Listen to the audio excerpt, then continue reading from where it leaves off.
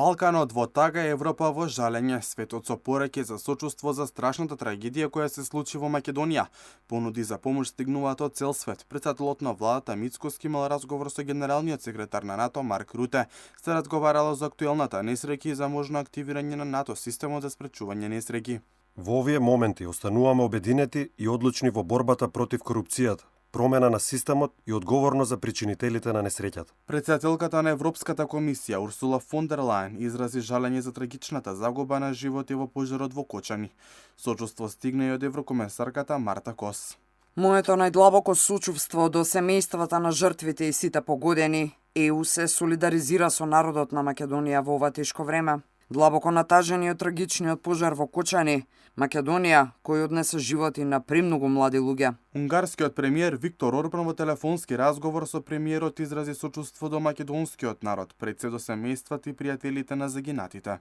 Сакам да изразам најдлабоко сочувство до премиерот Христијан Мицкоски и македонскиот народ, поради трагичниот пожар што избумна вчера во Кочани. Нашите мисли и молитви се со семејствата на жртвите. Претседателот на Србија Александар Вучик информирал македонската претседателка дека испрати хеликоптери и други медицински средства кон Македонија.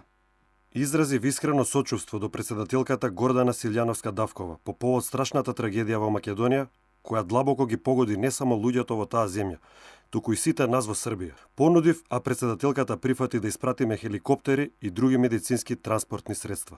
Поранишниот министер за здравство на Романија, Владвио Кулеску, апелираше до властите во Македонија да побараат европска помош за жртвите со изгореници. Ниту една земја во ЕУ, ниту една земја во светот не може сама да се справи со толку голем број жртви со тешки изгореници.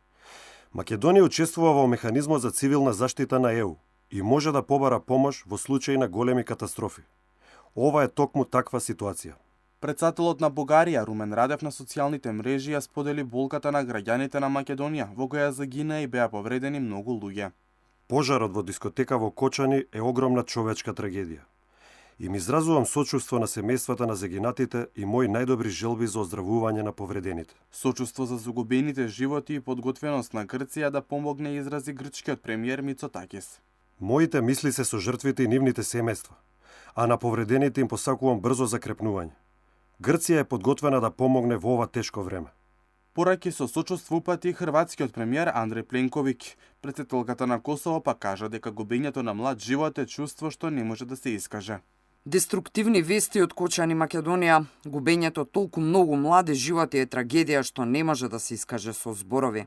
Премиерот на Албанија Еди Рама исто така сочувствува со големата трагедија во Македонија и изрази подготвеност да пружи секаква неопходна помош. Кога ја дознав веста, останав без зборови и се молам повредените да закрепнат, а семејствата на жртвите да најдат сила да се справат со нивната неутешна загуба.